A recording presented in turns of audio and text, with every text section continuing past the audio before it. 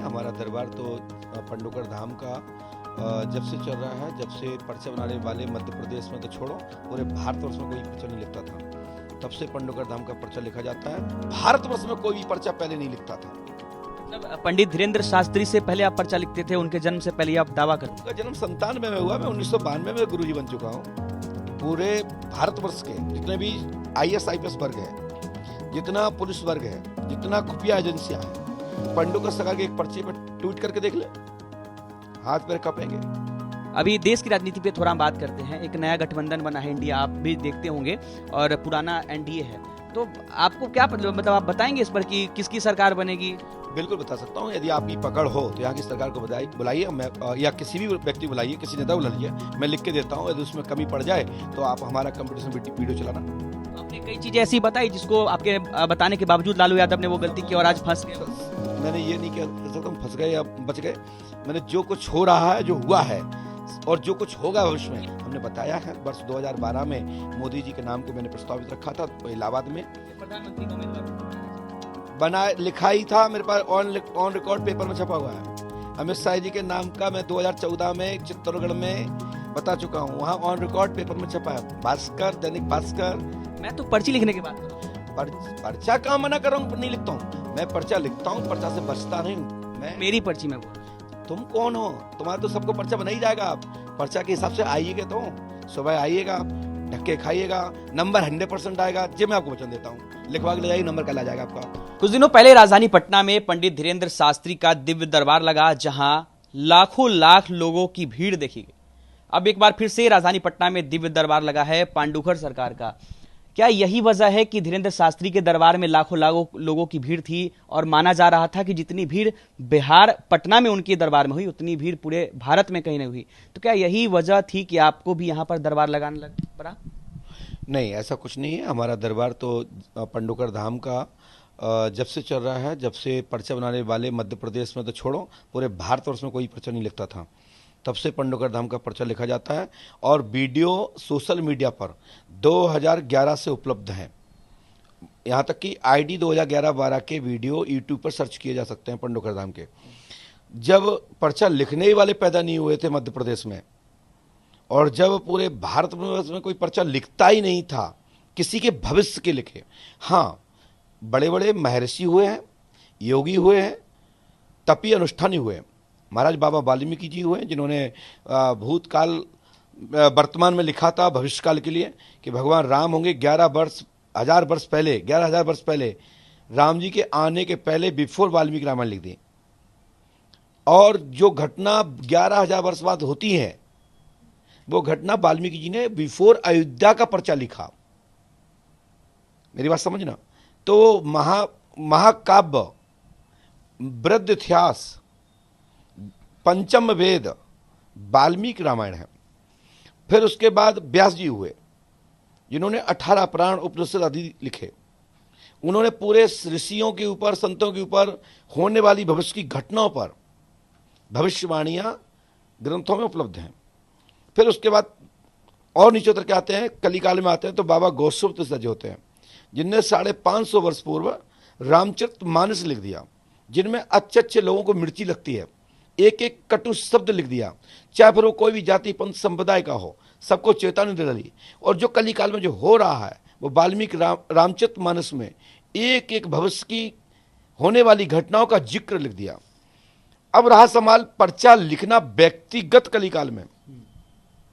पर्चा लिखना कलिकाल व्यक्तिगत में, किसी पर्टिकुलर हर पॉइंट, हर व्यक्ति के लिए, हर परिवार के हर सदस्य के लिए पर्चा लिखने वाला मध्य प्रदेश में तो छोड़ो, भारतवर्ष में कोई भी पर्चा पहले नहीं लिखता था।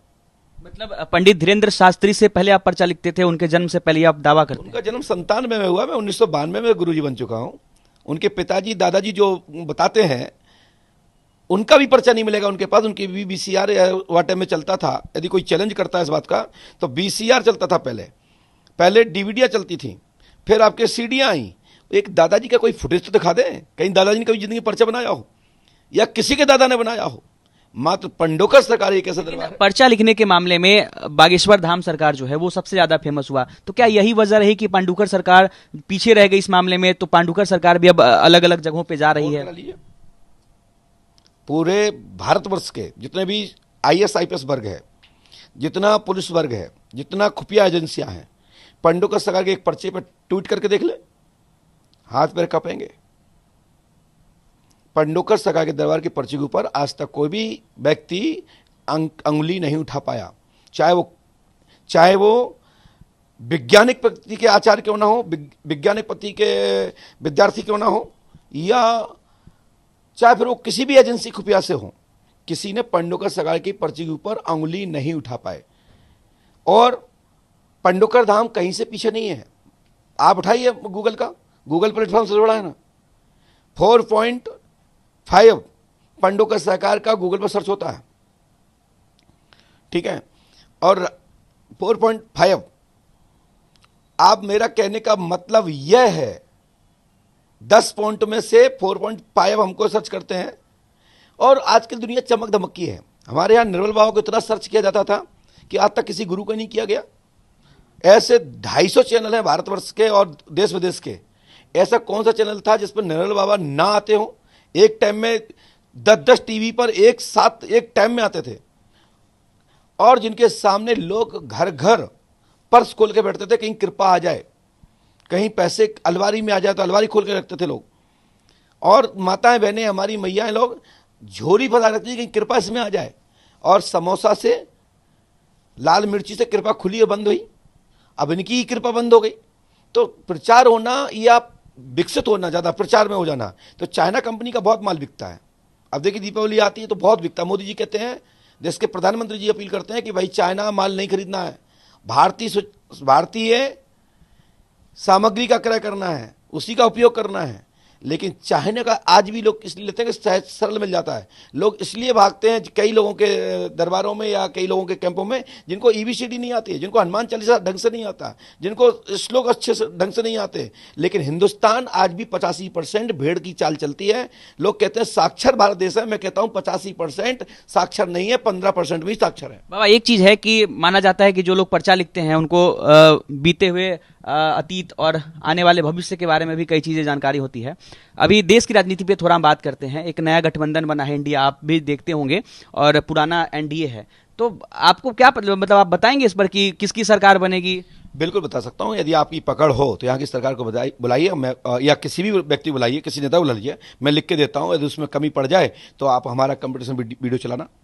तो बिहार के किसी नेता का आपने इस तरह से पर्ची लिखा जो आज घट गया? बताते हैं, वो तो नेता बताए ना, जो पूछ के गए वो बताए कि हमने क्या बताया। यदि आपकी कोई मानता हो तो सामने दरबार में आए, मैं कल बताता हूँ। जैसे धीरेन्द्र शास्त्री पटना आए थे तो कई सारे नेता थे, वो उनके दरबार में आए थे। क्या आपके पास वीडियो है कि वो कह गए कि तुम्हारी सरकार बन जाएगी? कि किसी विधायक को बोल के गए कि तू जीत जाएगा? किसी भाजपा के विधायक को बोल के किसी एक दो ऐसे आप किसी एक दो ऐसे नेता का नाम बता सकते हैं जिनसे जाकर मैं पूछ सकता हूं? मैं पूछूंगा। लालू जी जाके पूछ लीजिए, जाके स्वयं भोला यादव जी से पूछ लीजिएगा, और जिन जिन के साथ परिणाम आ चुके हैं और जिनके साथ हो चुका है। लालू जी को आपने क्या बताया था कि आप मुख्यमंत्री बनेंगे या फिर आपके ऊपर चार्जशीट दायर होगा, क्या बताया था? जब वो मुख्यमंत्री थे ही, उसके पहले पंडुकर धाम में दर्शन किए। उसके बाद जब रेल मंत्री हुआ करते थे तब पंडुकर सरकार के दर्शन बारे में क्या भविष्यवाणी की? जैसे अगर मैं लालू जी से मिलता हूं तो मुझे जानकारी होगी, तभी तो मैं पूछूंगा ना कि आपको क्या। आप तो जाके पूछेगा पंडुकर सरकार क्या है। वो तो बाबा को मानते ही नहीं है, लेकिन उनसे पूछेगा पंडुकर सरकार क्या है, कैसे है।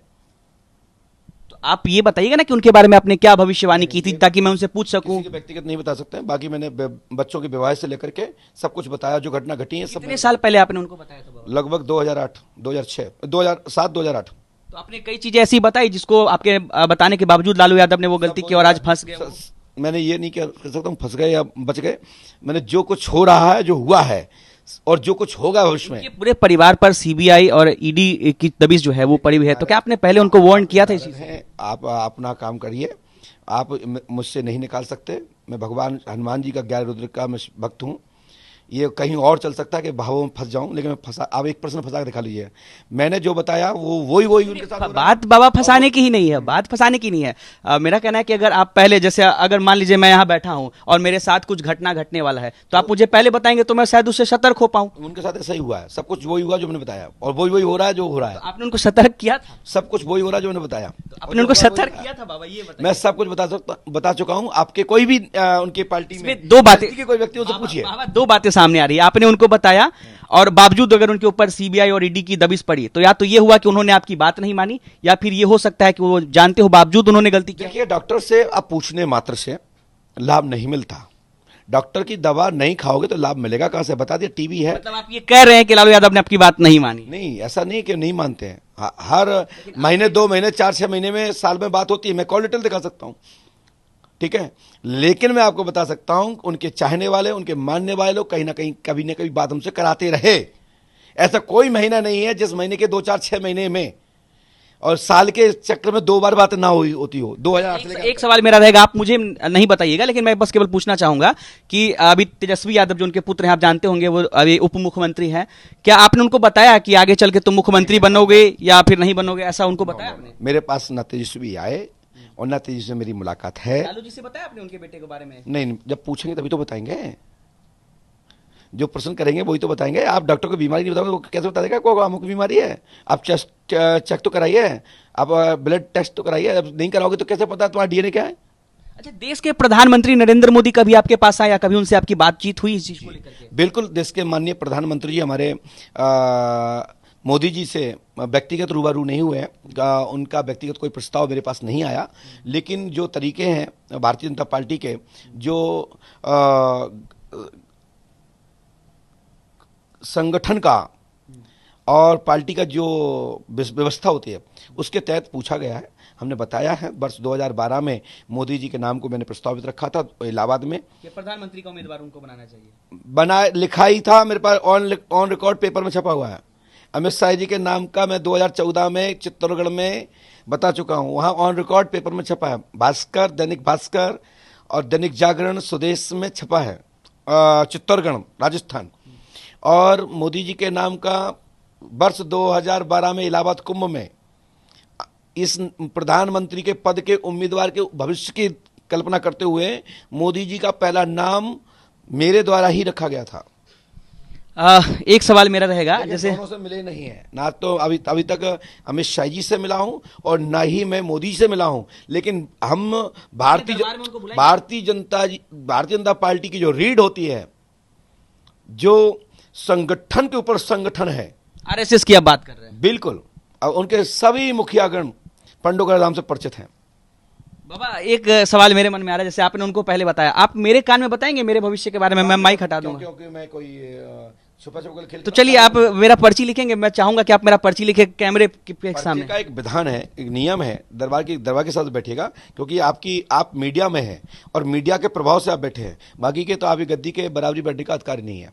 तो सबका एक दायरा होता है, उसकी तरफ बैठिए। पर्ची लिखने के लिए नीचे बैठना पड़ता है? अरे नीचे तो छोड़ो, जाने कहाँ बैठना पड़ता है, कहाँ बैठोगे पर्चा बनने के बाद।